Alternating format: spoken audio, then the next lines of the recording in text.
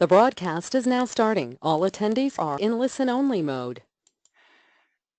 Hello, welcome to this webinar on debtors management. Today we're looking at combining debtors management with an analysis of future proofing for your accountancy business. Let's look at debtors days outstanding first of all.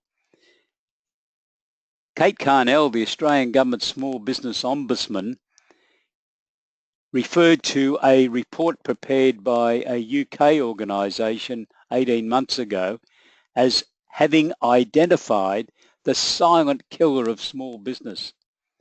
And this was a report that looked at debtors in over 80 countries and identified that Australia had the longest debtors days outstanding in the world. Australian businesses were being paid 26.4 days longer than the stated payment period of 30 days, meaning that Australia's debtors days outstanding was 56.4 days on average. Mexico was only 48.6 days. South Africa was 46.5 days. And the other 77 countries were less than those days. This was having a significant impact on SMEs. It affects their viability. They've got far too much money tied up in debtors, money that could otherwise be used in the business.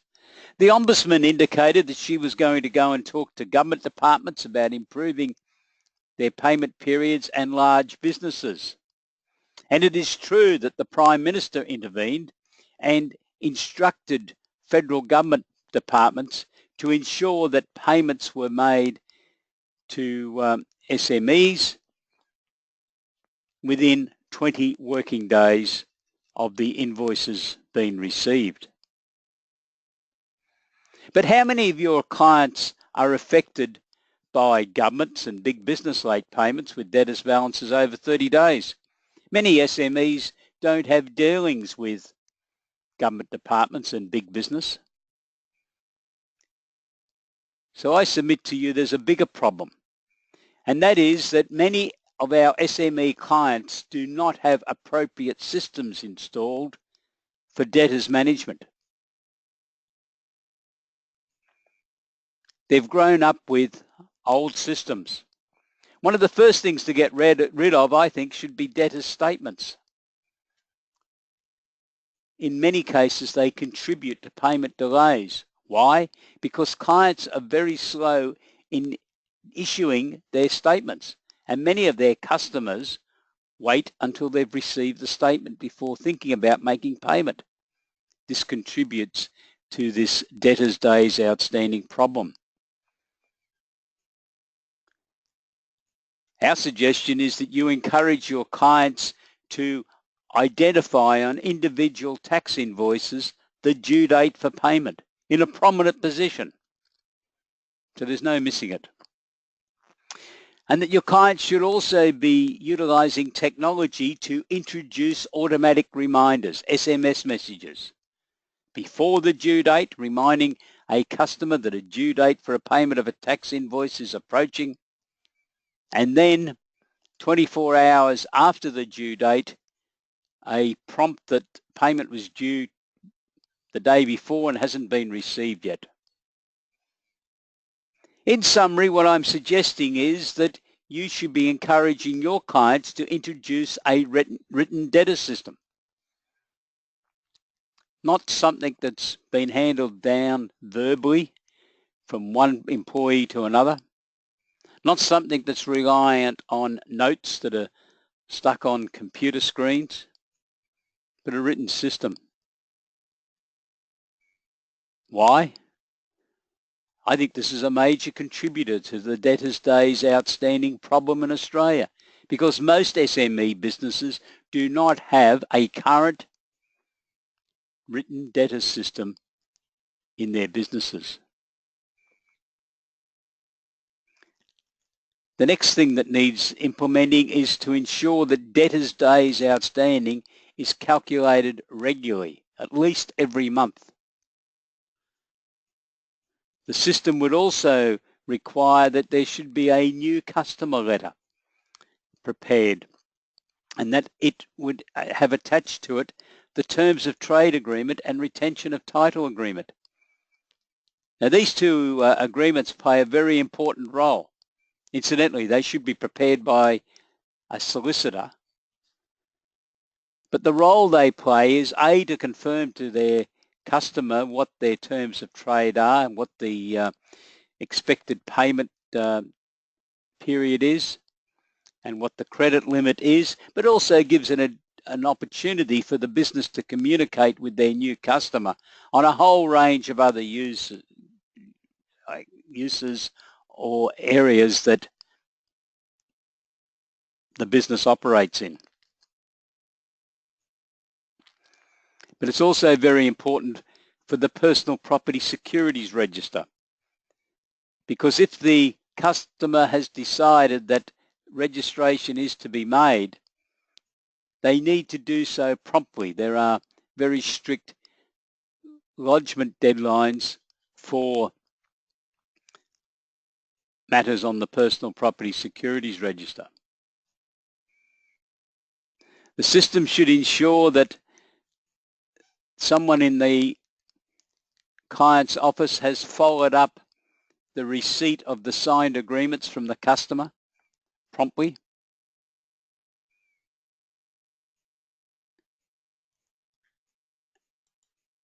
And that the registration is then able to be made, if necessary, on the personal property securities register. Due dates for payment should be clearly shown on all tax invoices.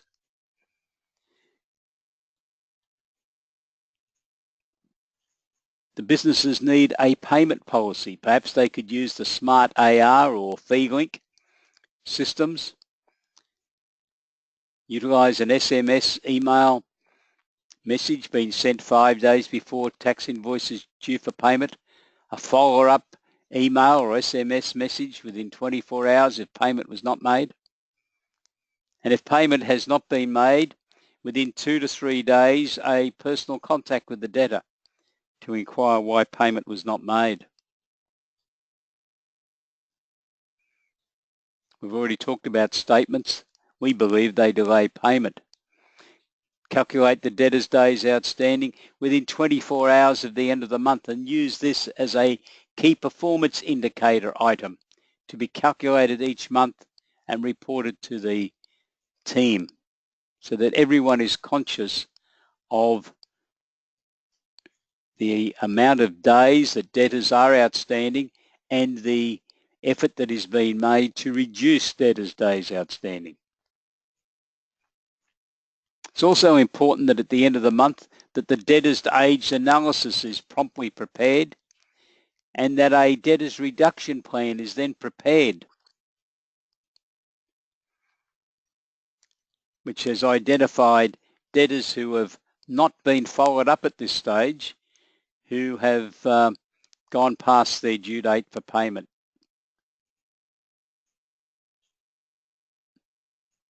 The written system will enable your client to get rid of notes and verbal instructions, to have a written system. The staff will need to be trained, and we envisage that this will be part of the accountant's role to make sure that the client's team have been appropriately trained. It's a good idea to show the staff of your client the amount of money that's tied up in debtors.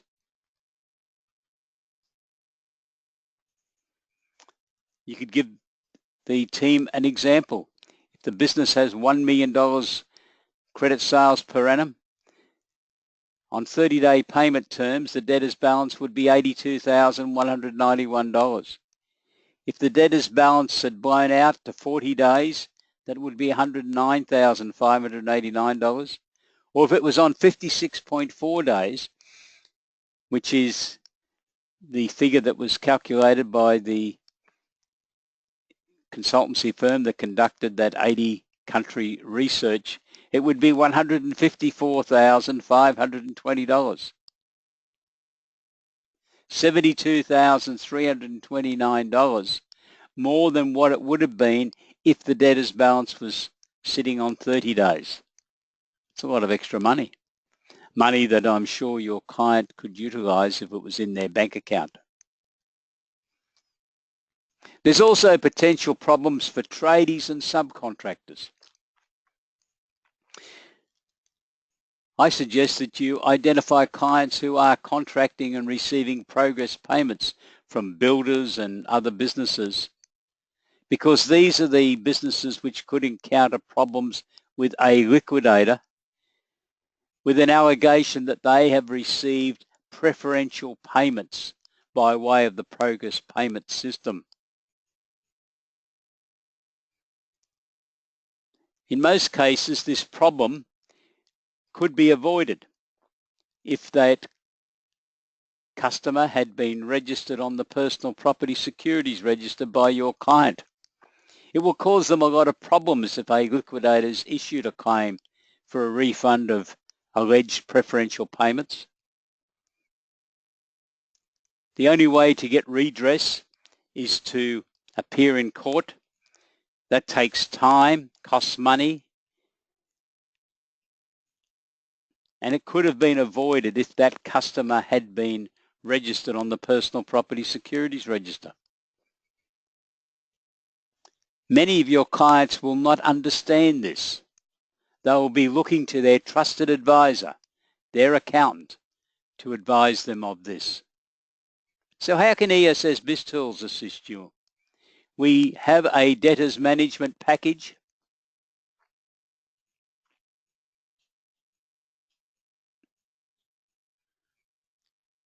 which is controlled by the procedure control form. And this will give you an idea of the contents of the debtors management system. There's some articles on debtors management. There's a template for the preparation of a proposal letter and a quotation to undertake the work. There's some timetables. There's some work in section B we call preamble work. So after you've received the client's acceptance of the proposal.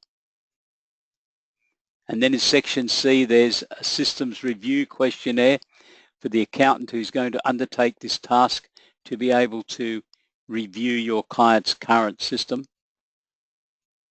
Section D is briefing material,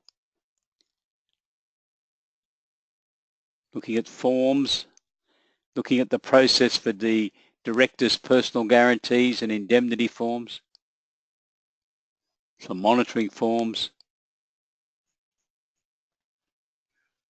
some documentation on debtors discounting and factoring and debtors insurance. So you can hand these to your client so that they have a better overview of what additional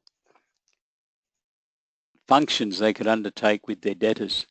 And then we turn to section E, which has the system evaluation. And this is a series of forms and checklists. Debtors management system introduction checklist, application to open an account, customer application due diligence checklist, checking with referees, checking mercantile gazettes,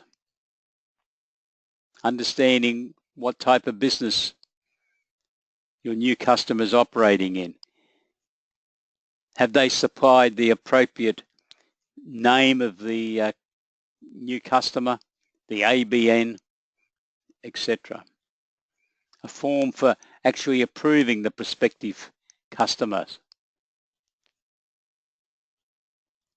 A draft of a welcome to new customer letter, which will identify the credit limit, the terms of trade, but will also document any specific request that the customer has made relative to close-off dates for the processing of payments each month.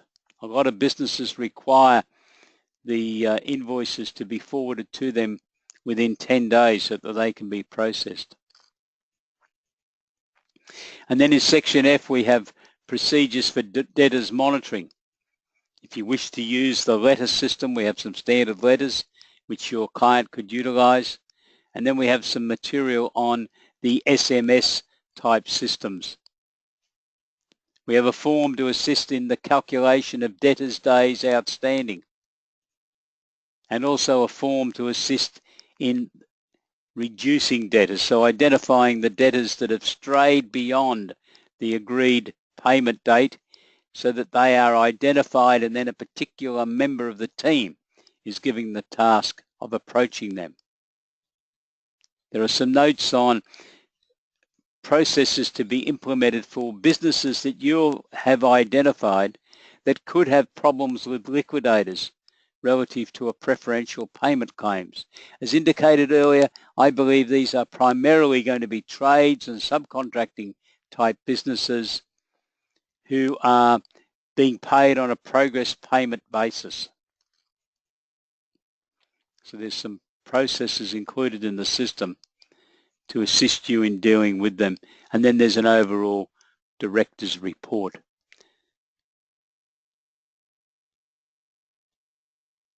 On debtors. There's also a paper which I will show you. This is the Debtors Systems Manual which we have prepared. It's been prepared so that you as the accountant would have analysed your client system and amended the template as required. So this is your opportunity to be able to leave your client with a written system. This is the contents.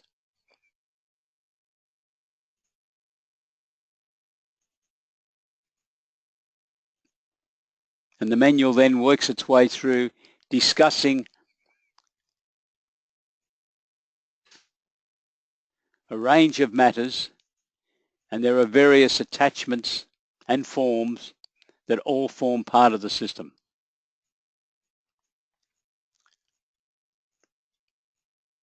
So you can customize this manual to suit particular clients and then charge your client for those services.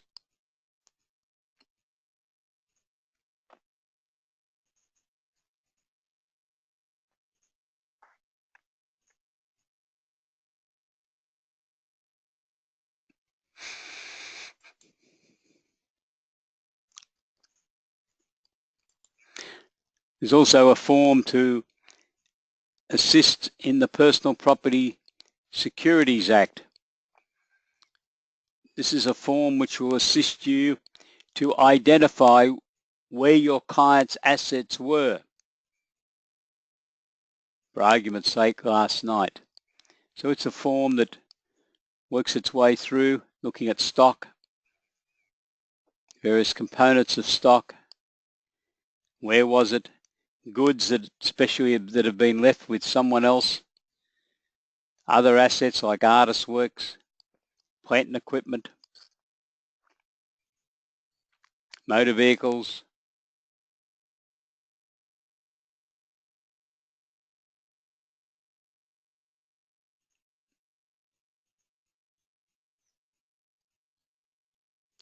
range of different categories, boats and other types of watercraft.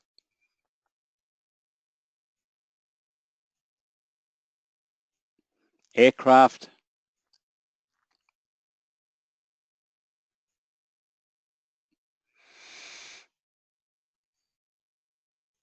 and then we come to debtors. So there's some questions there for you to consider if you are conducting a personal property securities register review. What is your client doing with debtors? And then there's some questions on the unfair preference payment claims that a liquidator may claim. So that's the form there which hopefully will assist you in looking at personal property securities register issues that apply to debtors management. The indicative fees, people ask me at times, what are the fees that we should charge for this work? Based on our experience and what other subscribers are achieving, we're saying that a debtors management review, an annual review, $900 to $1,800 plus GST. A debtors systems manual, probably depending on how much editing you have to do to the template, $300 to $500 plus GST. A personal property securities register due diligence review. Now this is a complete review, not just on debtors or preferential payments, $900 to $1,800 plus GST. You can subscribe to ESS BIZTOOLS Silver Package. That's our new financial year promotion for this year. The Silver Package includes the Debtors Management, the SME Debtors Manual and the Personal Property Securities Register, due diligence systems. We have a 25% discount available as part of our new financial year promotion. So the special price is $1,641.75, including GST, instead of the normal price of $2,189, including GST.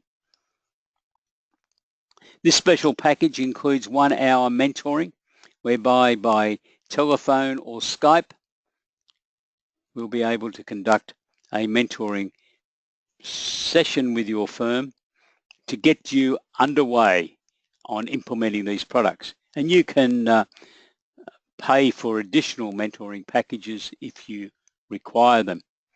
Now you can subscribe to the packages we've utilized in this webinar on an individual basis if you like. They are part of the Silver Package, but if you don't want to invest in the total package at this stage, you can invest in the individual packages. Debtors Management Package, $440, including GST. The Debtors Systems Manual, $242. And the Personal Property Securities Register Due Diligence System, $550.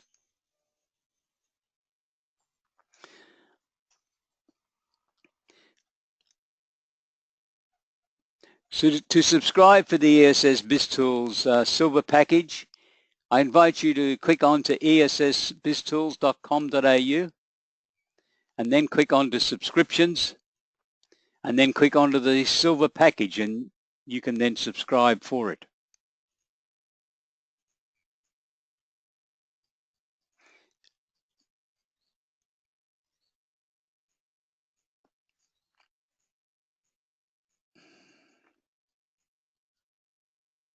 So let's rid Australia of the longest debtors days outstanding in the world title.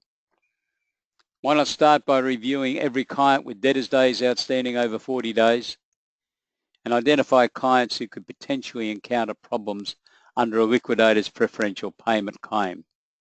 If you've got any questions on any aspect of the matters we've raised in this webinar or any other issues to do with ESS BIZTOOLS, please send me an email, peter@essbiztools.com.au. Thank you for watching this webinar. Have a wonderful day. Goodbye.